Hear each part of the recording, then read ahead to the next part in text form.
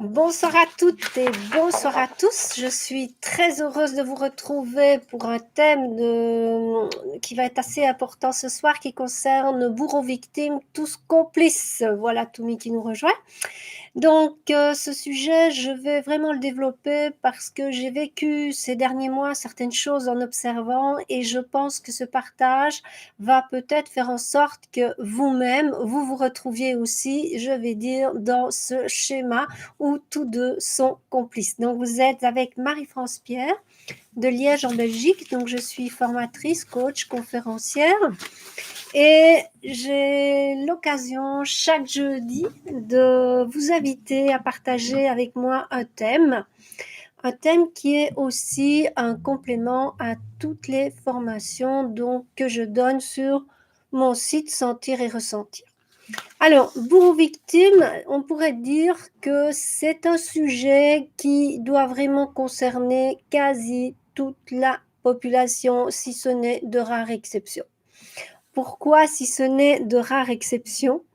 Parce que plus j'observe, plus j'entends des choses, plus je me rends compte que ce schéma, il a pris naissance, non pas nécessairement dans cette vie-ci, mais bien sûr dans d'autres vies, où cela peut également coïncider avec un héritage transgénérationnel, puisqu'on n'est pas atterri dans cette famille-là pour rien. Alors, comme ce sont des schémas bourreaux-victimes que l'on rencontre beaucoup ici en Occident, je vais vous raconter deux petites histoires. Donc, la première qui m'a marquée, mais pas suffisamment que pour vous faire la petite vidéo, c'est dans ma clientèle des personnes qui se présentent comme étant des victimes. D'ailleurs, Dominique dit victimites, ce sont des victimites. Et ces personnes, en général, elles vont vous tenir comme histoire. Pour moi, c'est toujours la même, mais des personnages différents. C'est que dans l'enfance, elles ont été maltraitées. Certaines ont pu pardonner, ce qui va permettre de changer leur karma. D'autres, malheureusement, non. C'est impossible pour elles de pardonner. Et de ce fait, soit elles en sont conscientes, soit elles n'en sont pas conscientes. Et c'est ce processus vraiment très pernicieux qui va se mettre en route.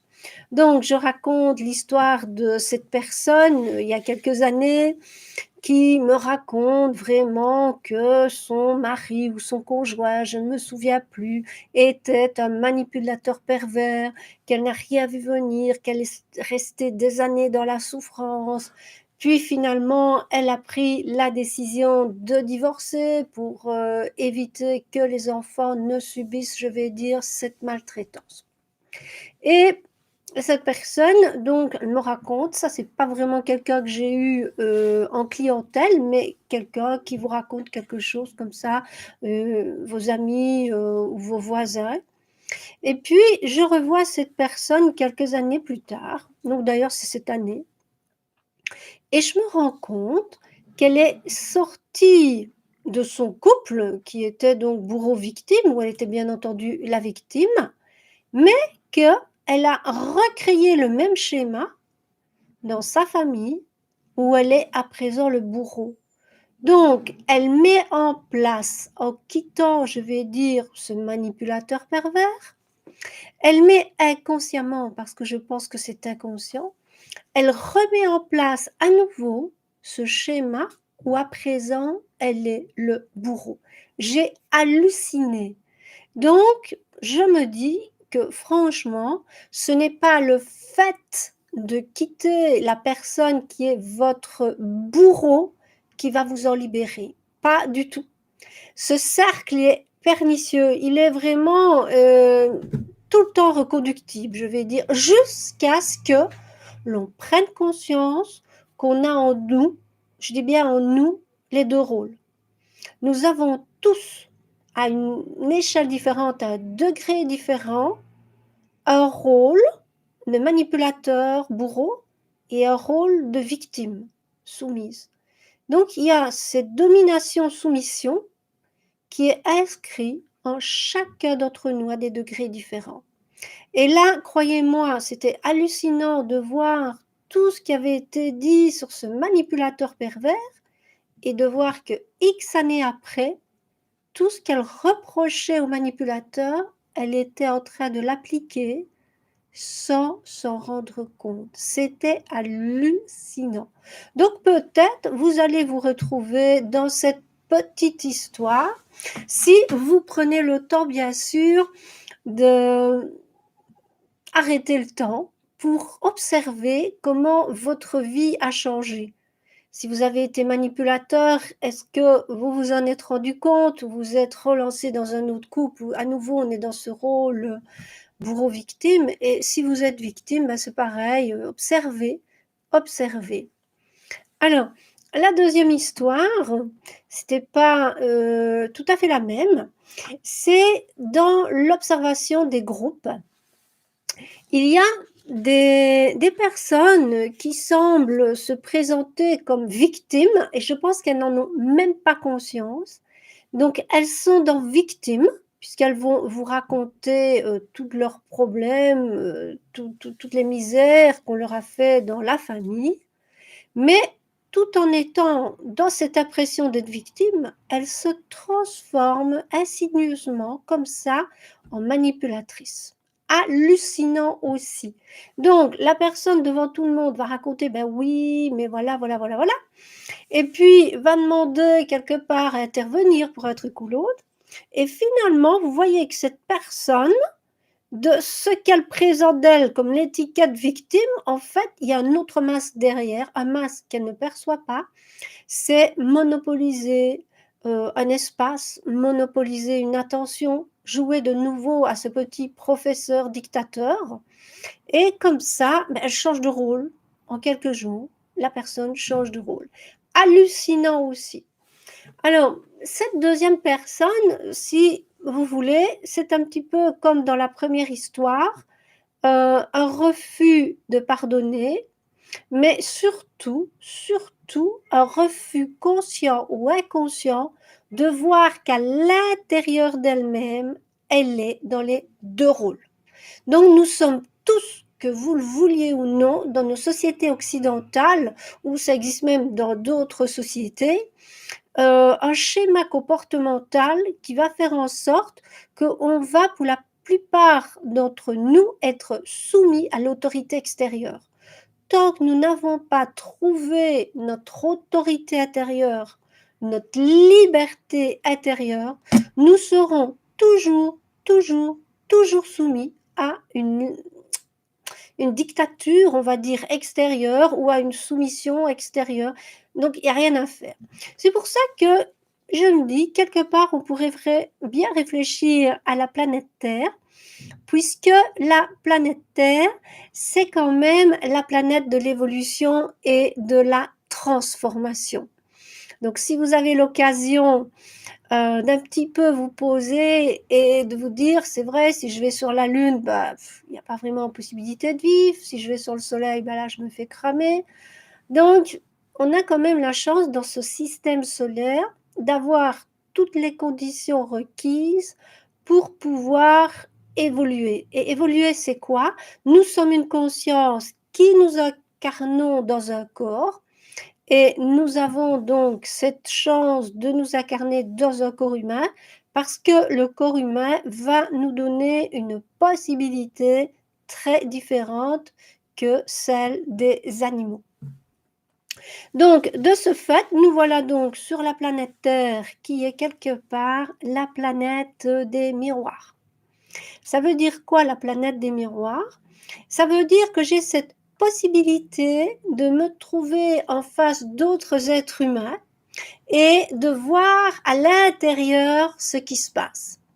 Si je suis dans un environnement agréable, respectueux, je vais sentir à l'intérieur de moi que c'est un environnement vraiment idyllique, puisque quelque part, ce que certaines religions appellent le paradis ou les jardins, ben c'était ici, c'était la planète Terre. Donc, sur cette planète Terre qui est quelque part le paradis où j'ai une possibilité d'évoluer, simplement en ressentant ce qui se passe autour de moi. Si les animaux sont en paix, si les végétaux sont en paix, si les minéraux sont en paix, si la vie est en paix, je suis dans un environnement vraiment où je peux m'épanouir et sentir du bien-être, du bonheur en moi. Si au contraire, j'ai donc tous ces miroirs en face de moi et nous faisons que nous refléter. Tu me reflètes ton sentiment de victime, je te reflète mon sentiment de bourreau.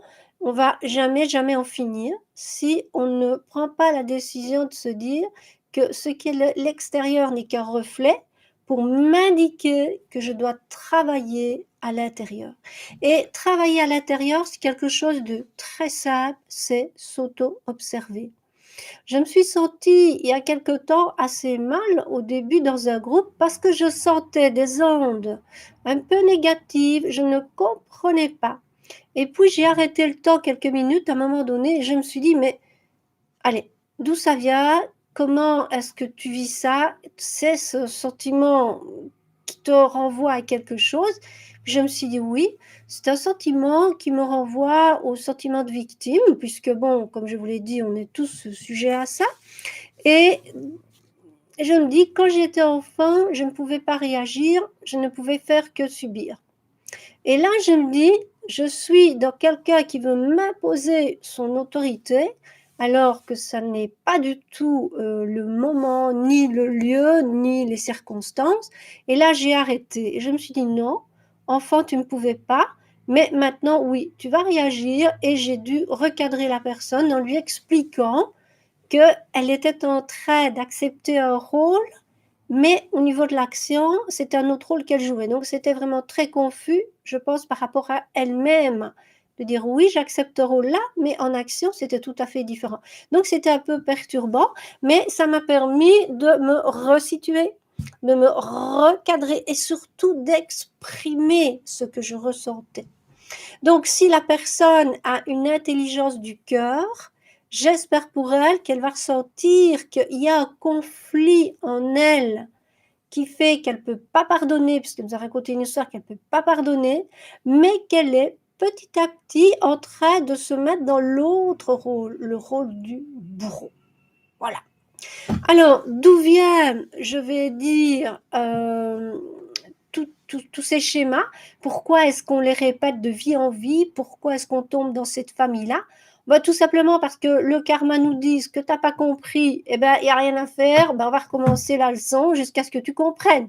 Donc, tu tomberas toujours dans une famille où il y aura ce schéma qui a un degré qui te correspond, va te permettre d'en sortir.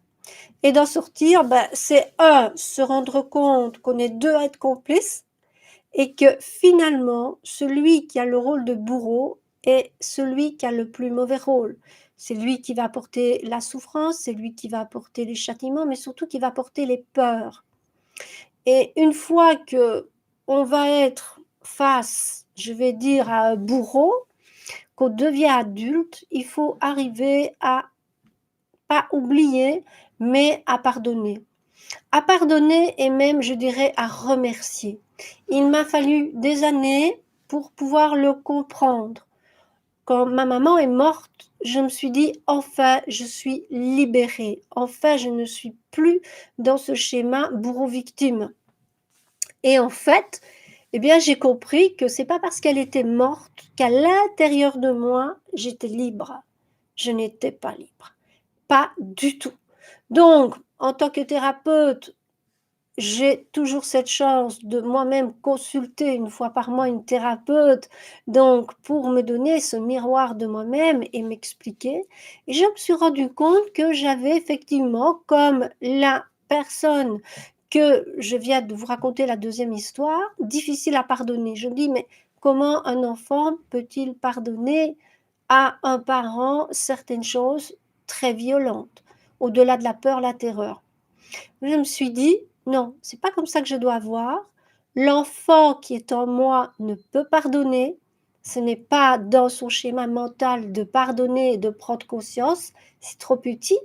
Par contre, moi, en tant que femme adulte, je peux comprendre la souffrance qu'a dû vivre ma mère dans toute son histoire de non-amour pour par moment avoir certaines attitudes, je vais dire, terrifiantes sur ma personne. Donc, j'ai eu la chance en 2013 d'avoir une thérapeute extraordinaire, une Allemande ou une Autrichienne, je ne me souviens plus, d'une thérapie que j'avais fait en anglais puisqu'elle ne parlait pas français, moi je parlais ni allemand ni autrichien. Eh bien, c'est là qu'elle m'a fait prendre la petite Marie-France bébé, pas bébé, mais enfant, la petite Marie-France enfant, que la grande Marie-France la prenne dans ses bras et la console. Donc, la première étape, c'est quelque part de consoler l'enfant intérieur. Donc, la grande va consoler la petite. Et puis après, le travail se fait avec la grande. La grande doit apprendre, d'une part, à comprendre que quelqu'un qui, dans son histoire, est également dans un schéma bourreau-victime et qui n'a pas pardonné, parce que ma maman n'avait pas pardonné ce qu'on lui avait fait subir. Donc, mais quelque part, il faut l'aider, il faut remercier, dire voilà, je te remercie d'avoir été là pour me donner la vie, de m'avoir permis de faire cette expérience. Et à mon tour, je ne peux plus avoir de rancœur ni de haine, mais plutôt transformer ça en compassion. C'est même pas dire je te pardonne, je dirais même c'est je te comprends. Je peux comprendre que n'étant pas sorti de ton schéma bourreau-victime, tu n'as pas pu agir autrement.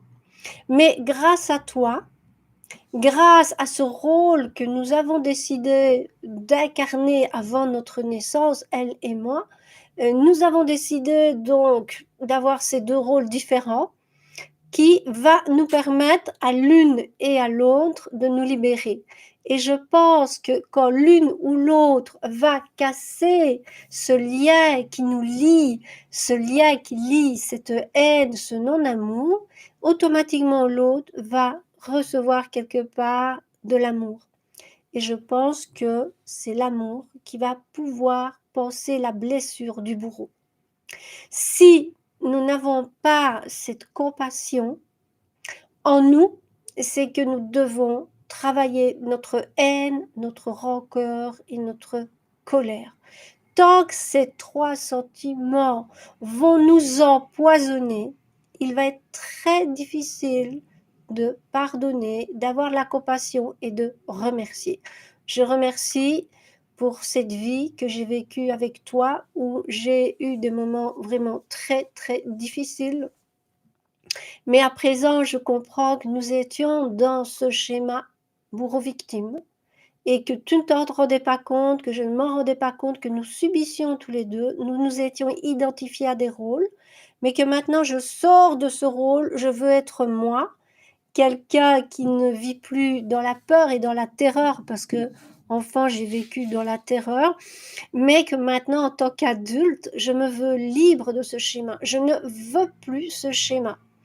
Et pour ça, je reste vigilante lorsque quelqu'un veut s'imposer, mes radars se mettent en marche et à ce moment-là, l'adulte peut prendre position et dire non.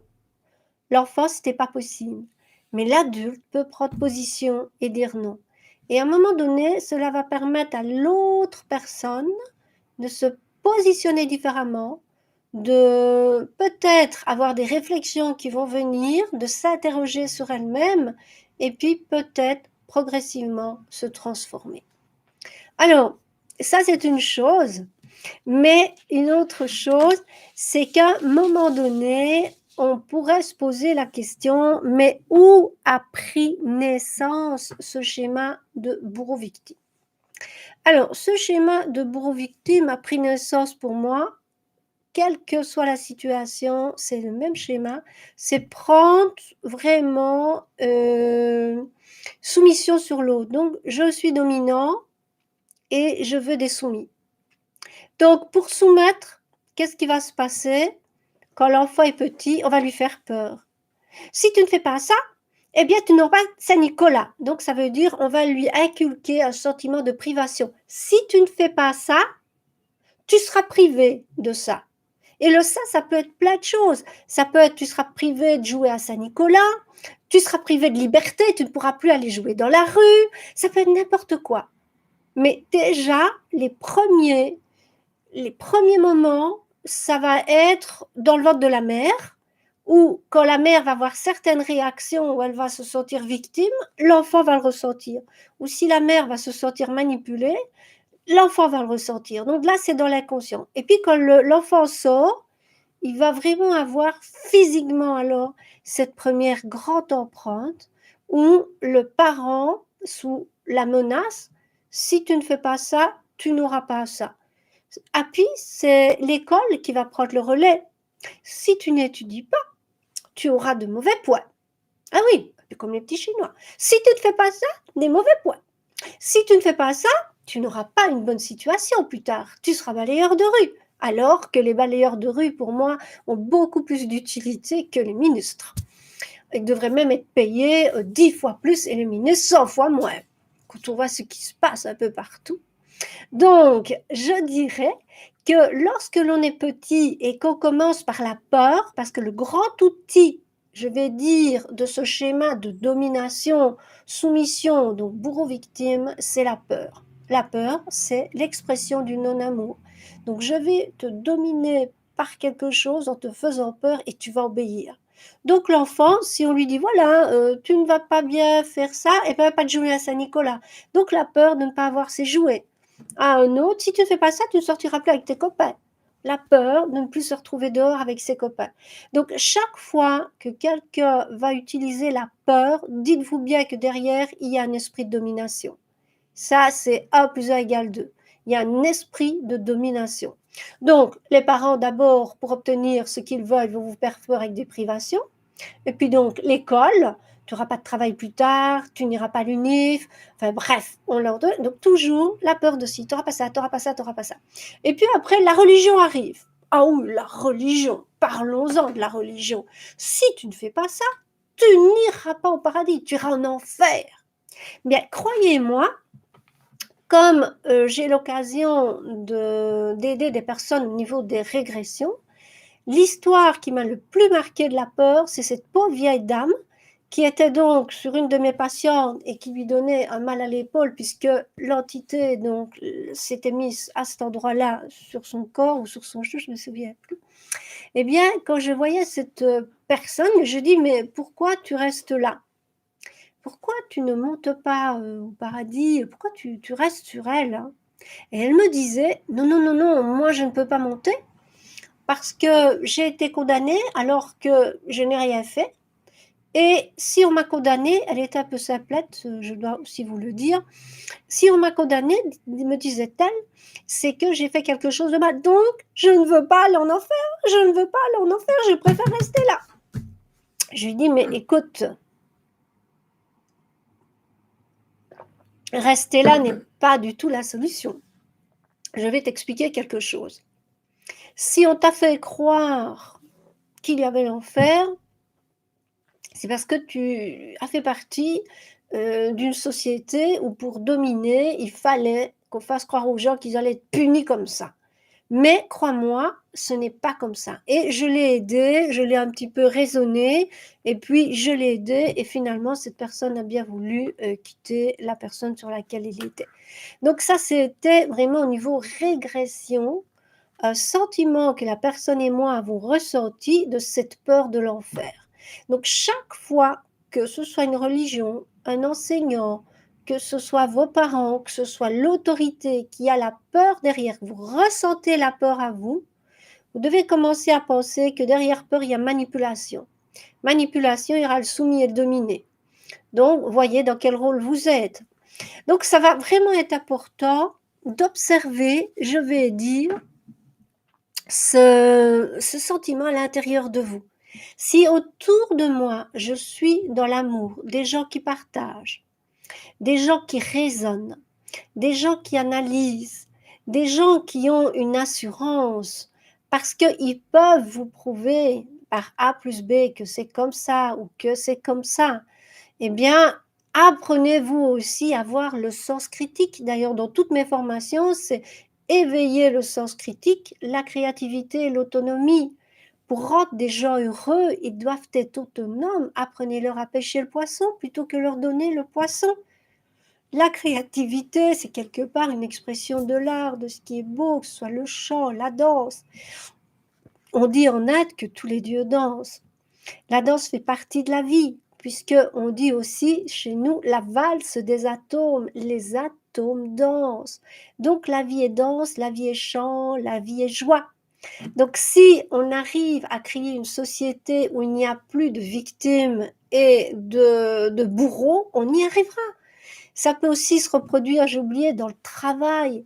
Vous sentez qu'il y a quelque chose d'injuste dans votre travail, on vous traite très mal, on vous oblige à être aussi productif que la machine. Vous n'êtes pas une machine. Mais si tout le monde, par peur de ne pas avoir de salaire, va accepter, vous construisez vous-même cette société d'esclavage. Pourquoi? Puisque ceux qui sont au-dessus sont les dominants et ils se disent tous les soumis se présentent pour venir être dominés. Ben, parfait. Mais s'il n'y a plus du tout de soumis qui se présentent pour être dominés, ça devra changer. Il y est possible alors de reconstruire une société plus équitable. Ce n'est pas normal que 70% des pays soient en guerre. Ce n'est pas normal que il y a de plus en plus de pauvreté dans le tiers-monde. Vous n'imaginez pas les effets collatéraux de cette crise. C'est la misère par là, la misère. Mais on préfère regarder sa petite série Netflix, plus intéressant, plus divertissant. Mais si on commence à regarder la réalité, ça va nous permettre de réfléchir. Il y a quelque chose qui ne va pas. Donc, un enfant qui, quelque part, a été élevé dans l'amour, dans la réflexion, donc des parents qui faisaient réfléchir leur enfant, qui ne leur faisaient pas gober n'importe quoi et répéter n'importe quoi comme des perroquets. Ils ne lisaient pas les textes. On leur dit, voilà, c'est comme ça, tu fais ça, c'est bien. Ça va pas. C'est un manque d'intelligence. L'intelligence n'y est pas. Donc, quelque part, il y a toute une partie de la population qui ont eu la chance d'avoir des parents qui les ont éduqués, élevés avec beaucoup d'amour et avec un sens critique. Donc, ces gens-là sont les gens aujourd'hui qui vont prendre des positions pour exprimer ce qui se passe. Malheureusement, les médias n'acceptent pas de les entendre, les médias n'acceptent pas de les publier, les médias ne les diffusent pas. Mais ces gens, quelque part, sur les réseaux sociaux, on va les retrouver et on va voir que tout ce qu'ils nous présentent a été analysé, que tout ce qu'il nous présente, on va le retrouver au Portugal, que ce soit le juge portugais, que ce soit des youtubeurs comme Emma Crusy en Suisse, comme ce soit en France, le docteur Perron, comme ce soit chez nous. Voilà, toutes ces personnes sont en train d'exprimer des réalités pour tous ceux qui ont peur, qui, au nom de la peur, vont trouver 50 000 excuses. Donc, ces gens-là sont là. Donc, si vous avez eu cette chance d'avoir été élevé avec un sens critique qui vous a donné une certaine personnalité, ou si vous êtes arrivé par le fait d'être autodidacte à sortir de ce schéma peur-victime, vous allez pouvoir vous exprimer, exprimer ce que vous êtes, ce que vous ressentez, le partager. Et ça donnera envie à d'autres de se dire, mais oh, elle n'a pas peur. Mais pourquoi moi j'ai peur? C'est que moi j'ai un blocage quelque part. D'où vient ce blocage? Est-ce que c'était au niveau de mes parents, de mes enseignants, de ma religion? Ou était-ce au niveau de l'autorité, de l'État? D'où vient mon patron? Voilà, une fois qu'on commence à comprendre, comme je l'ai dit, il va falloir apprendre à pardonner, à avoir de la compassion et se nourrir à l'intérieur de joie surtout pour ne plus se sentir coupable de quoi que ce soit, mais se dire quelle joie j'ai eu de pouvoir vivre cette expérience pour me rendre compte dans quel rôle j'étais. Beaucoup de gens ne se rendent pas compte du rôle dans lequel ils sont et c'est ça qui va faire qu'on va avoir des sociétés soumises, des sociétés malheureuses comme les petits Chinois avec le tout. Non, non, on est pour le moment vraiment sur une balance. Il y a deux mondes et il va vraiment falloir choisir Le monde où on ne vous parlera pas de peur, de punition. Il va falloir choisir parce que rester au milieu, c'est le non-choix, c'est quelque part une fuite. Mais prendre position et avoir une certaine raison pour prendre cette position et le ressentir, je me sens heureux de prendre ce choix, de faire ce choix, parce que je ne pense pas qu'à moi et à ma famille, je pense à l'humanité. La vraie famille, c'est l'humanité. Nous sommes tous des enfants de l'univers. Donc d'un côté, j'aurai la balance, ma petite famille et moi, ma petite famille, moi. Et de l'autre côté, cette grande famille qu'est l'humanité. Donc ça va pas être facile de choisir, mais pas petit pas à petit pas. Je vais vraiment vous inviter à vous poser, à vous asseoir quelque part dans un endroit calme, pas avec la télé ouverte, dans un endroit calme et silencieux, et aller à l'intérieur de vous vous écouter. Pas des pensées qui viennent et qui partent, pas ça. Non, faire le vide à l'intérieur de vous, vous centrer sur votre respiration, peut-être écouter votre estomac, votre cœur, vos poumons, simplement rentrer avec ce contact à l'intérieur et vous allez connecter ainsi l'esprit de vos poumons, l'esprit de votre cœur. Vous allez peut-être contacter une des âmes de votre foi, une des âmes, il n'y a pas qu'une âme, hein, il y en a plusieurs. Donc vous allez peut-être contacter votre corps subtil. Vous allez dire, oh, c'est bizarre, je ressens qu'au-delà du physique, j'ai maintenant quelque chose ici. C'est bizarre. Donc ça, c'est la première approche. Les premières approches, elles sont toujours, même la suite, dans le silence, dans l'écoute intérieure, le regard intérieur, les oreilles intérieures, même le nez, des fois on peut sentir des odeurs. Donc c'est vraiment être dans cette écoute et se ressentir. Et quand vous avez de la joie, parce qu'une fois qu'on est dans je vais dire, cette écoute intérieure, on a ce petit sourire qui vient, eh bien, c'est vraiment un premier pas. C'est pour ça, pensez aussi à regarder sur ma chaîne YouTube, dans la playlist méditation, le sourire intérieur. J'invite vraiment toutes ceux et toutes celles qui m'écoutent aujourd'hui, qui veulent aller vers la transformation, de sortir de ce schéma de bourreau-victime pour libérer l'humanité, d'aller vraiment regarder cette petite vidéo, donc dans la playlist méditation, le sourire intérieur, et de la pratiquer au moins une fois par jour. Et après, vous pourrez à d'autres moments de la journée, mais à nouveau vous relier. Donc, je vous guide dans cette petite méditation sur cette petite vidéo. Et c'est vraiment un très bon complément à la vidéo avec le Ho'oponopono. Donc, j'ai fait un Ho'oponopono qui est vraiment une manière naturelle de pardonner et de se libérer de tous ces liens de schémas bourreau-victime qu'on a dans notre transgénérationnel, qu'on a dans notre karma.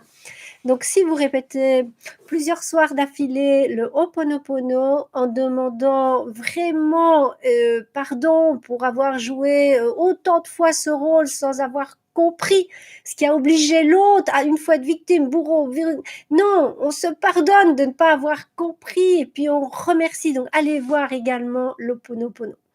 Voilà, c'était Marie-France Pierre, donc de Sentir et Ressentir, qui vous a proposé aujourd'hui Nous sommes tous complices, bourreaux victimes, et qui vous invite vraiment à vous libérer de ça pour être de plus en plus heureux et surtout de générer ce bonheur tout autour de vous. Je vous embrasse.